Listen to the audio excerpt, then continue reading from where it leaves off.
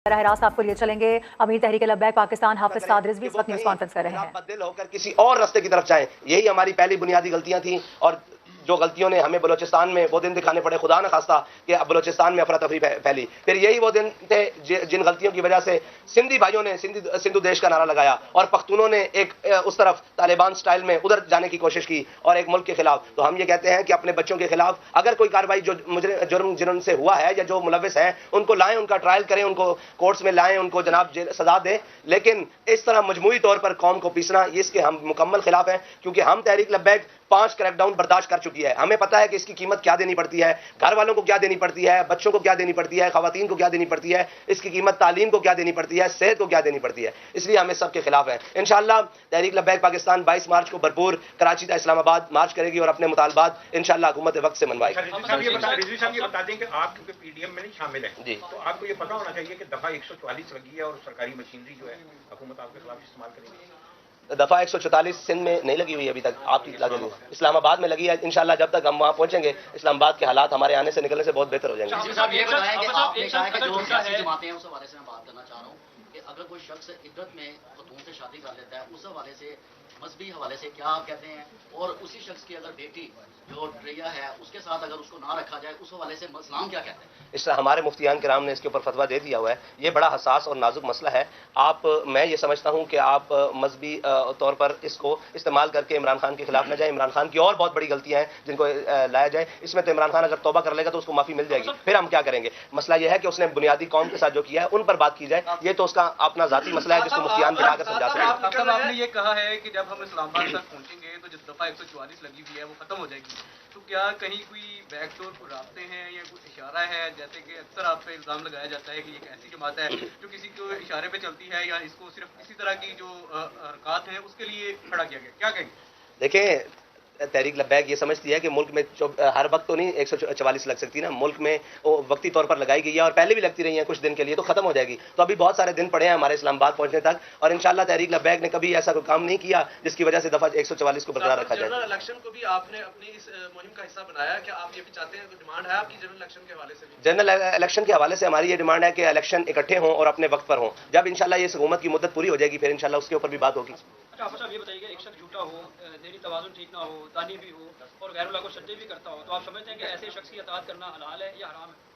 मजहबी point of view से क्या कहते हैं? मजहबी पॉइंट ऑफ व्यू से ये जो सारे इल्जाम लगाए हैं ये जब साबित हो जाए तो फिर तो हलाल नहीं है, लेकिन जब तक साबित ना हो और जब तक उसका मौक़िफ़ ना सुना जाए उस वक्त तो नहीं कहा जा सकता ना कि ये तो उसके ऊपर सरे से इल्जाम है। भाई अगर आप इमरान की बात कर रहे हैं तो इमरान के ऊपर और बहुत सारे जुर्म हैं जिनका आप नाम लें। उसमें सबसे बड़ा जुर्म यह है कि उसने आसिया मसीह को इन कोर्टों के जरिए रिहा करवा के फ्रांस में जाकर प्रेस कॉन्फ्रेंस की है। उसने उस शाकान रसूल के ऊपर लब्बैक या रसूल कहते हुए अपने दौर में 53 लोगों को शहीद करवाया है। उसने बहुत सारे ऐसे काम किए हैं। उसने करतारपुर की राहदारी कादियानियों के लिए खोली है। ये बहुत लंबा केस है, आप उसके बुनियादी उसके ऊपर आए जिसके ऊपर उसने काम किया है। ये तो उसके जाती मामलात है ना, जाती मामलात के ऊपर हम गुफ्तगू नहीं गरीबों की पार्टी है, मैं क्या कहना, आपने महंगाई के हवाले से, पेट्रोलियम के हवाले से सारा काम किया।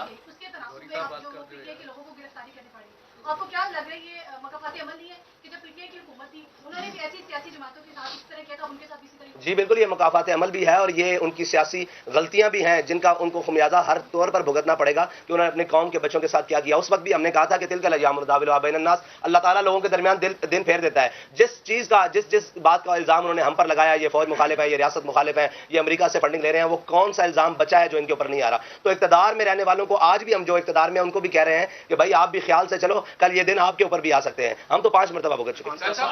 ये कौन सा काम है अब्रप्टली हो गया है? महंगाई तो बड़ी देर से चल रही है, पीडीएम के दौर में भी चल रही है, इमरान खान के दौर में भी चल रही है। कौन सा काम हो गया था आपने लॉन्ग मार्च का ऐलान कर दिया वो भी कराची से? भाई हमने तो इसका ऐलान पहले 3 महीने से तैयारी की है और सबसे पहले हमने शटर डाउन की आपको बताया कॉल दी है और ये साफ ज़ाहिर है काम हो नहीं गया। पेट्रोल की कीमत जो 2 गुना से भी ज्यादा बढ़ गई है, बिजली के जी नहीं, ये तो मजाक है ना कौम के साथ के मतलब 30 रुपये 25 रुपये बढ़ाकर 12 रुपये कम कर देना, 20 रुपये बढ़ाकर 10 रुपये कम कर देना। 12 फरवरी को जब हमने ऐलान किया था उस वक्त पेट्रोल की कीमत 249 रुपये थी, आज 270 रुपये है।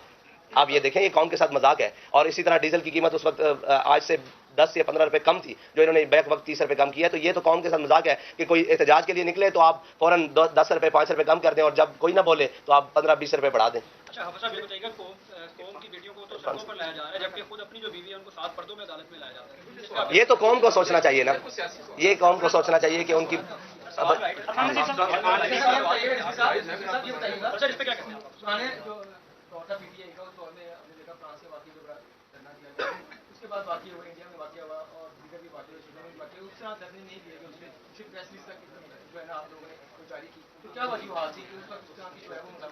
इसकी मैं कई दफ़ा जवाब दे चुका हूं कि फ्रांस के खिलाफ हमारा एहतजाज इसलिए था और उसके सफ़ीर की मुल्क बदरी इसलिए था कि वो वहाँ गुस्ताखी रियासती सतह पर हुई है, रियासती सतह पर हुई है। और ये शायद आपने नहीं सुना कि उसके सदर ने और रियासत ने उसकी हिमायत की थी, इसलिए उनके सफ़ीर को इंडिया में जो गुस्ताखी हुई है वो ज़ाती तौर पर हुई है, उसके खिलाफ हमने एहतजाज भरपूर रिकॉर्ड किया है। और कल भी कोई खुदा न खास्ता रियासती सतह पर अल्लाह ना करे कोई इसकी हिमायत करता है तो हमारा मुतालबा फिर वही होगा कि उसके सफ़ीर को मुल्क बदर किया जाए। उसके लिए जो भी कुर्बानी देनी पड़ी इंशाल्लाह देंगे। इलेक्शन ईयर है, ये महंगाई के खिलाफ कोई रैली है या ये आप बाकायदा तौर पे इलेक्शन की कैंपेन का आगाज कर रहे हैं? अभी तो महंगाई के खिलाफ है, जब इलेक्शन के लिए आएंगे तो इंशाल्लाह हम बता देंगे। जो भी तहरीक लब्बैक के नजरिए पर आ जाएगा उससे कोलिशन बन सकती है। आपका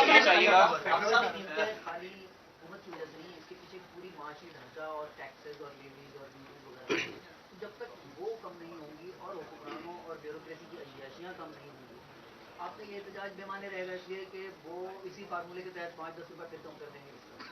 आपका हदफ वो जालिमाना कवानीन क्यों नहीं है जिसकी वजह से सिर्फ अशराफिया अय्याशी कर रही है और अवाम सड़कों पे और अपने घरों में भूखी मर रही है? आपका टारगेट वो होना चाहिए ना जिससे ये महंगाई की जड़ ही खत्म हो जाए। उस तरफ आपकी नज़र क्यों नहीं है?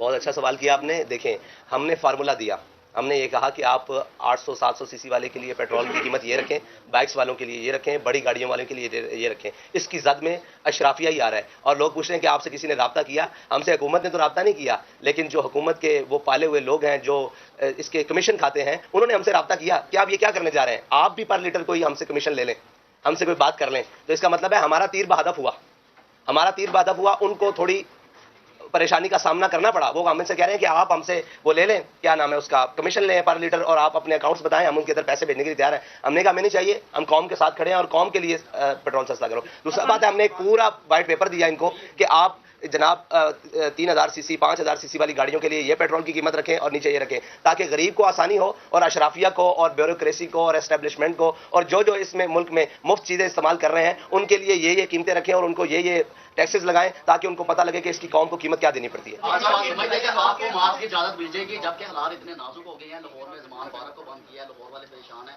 आप समझते हैं कि कराची से आपको मार्च की इजाजत होगी क्योंकि हालात क्यों खराब हुए हैं? उन्होंने मुल्क के हालात खराब किए हैं तो इस वजह से हुआ है ना। हर एक के लिए तो एक पैमाना नहीं हो सकता, जिसने जुर्म किया उसको उसकी सजा मिलेगी, हर एक को तो नहीं उसकी सजा मिलेगी ना। हमने तो कोई जुर्म नहीं किया, हम तो पाकिस्तान के लिए निकले। समझते नहीं, हम कहते हैं हमारा मार्च होगा, अगर हुकूमत ने रोका भी तो तब भी होगा।